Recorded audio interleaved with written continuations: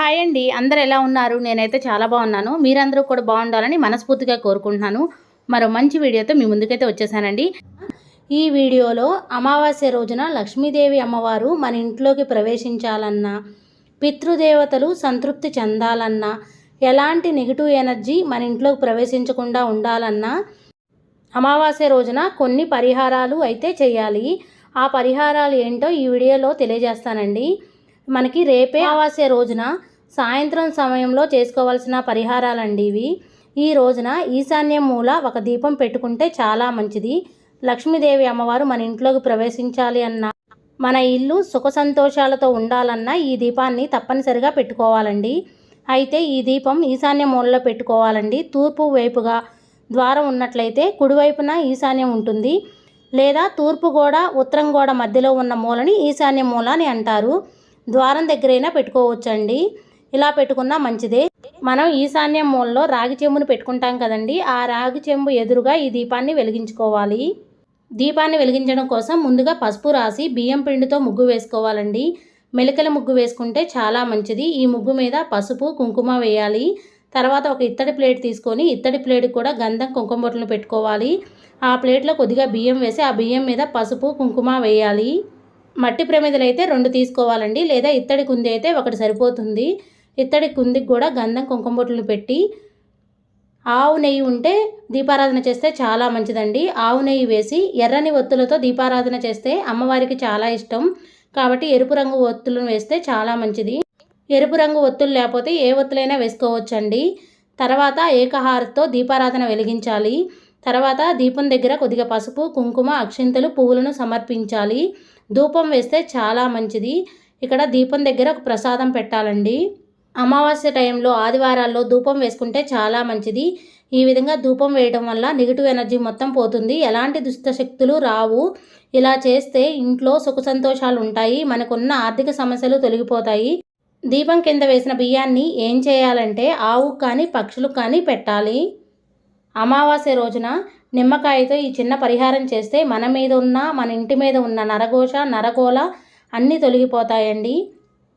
ఒక నిమ్మకాయని తీసుకొని కట్ చేసి 2 ముక్కలుగా చీల్చుకోవాలి. ఒక ముక్కను పసుపులో ముంచి పసుపు చెక్క ఒకవైపు కుంకుమ చెక్క ఒకవైపు పెట్టుకోవాలి. పసుపు చెక్కను ఎడం వైపు కుంకుమ చెక్కను కుడివైపు పెట్టుకోవాలండి.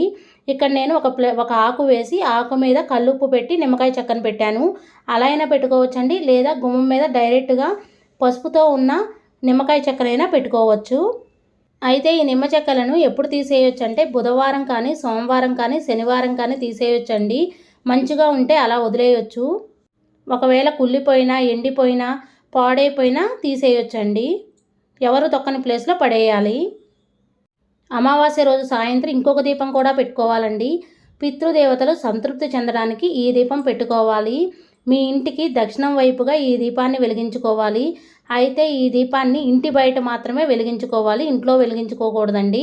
ఇంటి బయట దక్షిణం వైపు పెట్టుకోవాలి, అంటే బాల్కనీలో కూడా పెట్టుకోవచ్చండి. ముందుగా పసుపు రాసి ముగ్గు వేసుకోవాలండి. చుక్కల ముగ్గు వేస్తే మంచిది. ఆ ముగ్గు మీద పసుపు కుంకుమ వేసి, ఆషాఢ అమావాస్యని చుక్కల అమావాస్య అని కూడా అంటారు, అందుకే చుక్కల ముగ్గు వేసుకోవాలండి. ఆ తర్వాత 2 ప్రమిదలను తీసుకొని, కొత్తవైనా తీసుకోవచ్చు పాతవైనా తీసుకోవచ్చు అండి. ఆ ప్రమిదలకు కూడా గంధం కుంకుమ బొట్లను పెట్టి ఈ దీపాన్ని పెట్టడానికి నువ్వుల నూనె మాత్రమే వేయాలి. 2 ఒత్తులను ఒక ఒత్తిగా చేసి 4 ఒత్తులు వేసుకోవాలండి. 4 దిక్కులు చూస్తున్నట్లుగా వేసుకొని దీపారాధన చుట్టూ పువ్వులతో అలంకరించుకోవాలి.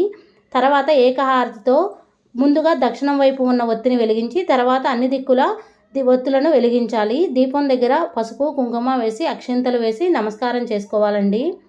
ఈ దీపం పెట్టడం వలన ఆకాశ మార్గంలో వెళ్తున్న మన పితృదేవతలకి ఈ దీపపు వెలుగుల్లో వారు దేవలోకానికి చేరుకుంటారని అంటారు. వారికి దారి చూపించడం కోసమే ఈ దీపం పెడతారు. తర్వాత మనం ఎప్పుడూ కూడా పిల్లా పాపలతో సుఖ సంతోషాలతో ఉండేటట్లు మనల్ని ఆశీర్వదించమని దండం పెట్టుకోవాలి. ప్రతి అమావాస్యకి ఇలా పెట్టుకోవడం చాలా మంచిదండి. ప్రతి అమావాస్యకి ఈ పరిహారాలు చేస్తే చాలా మంచిది.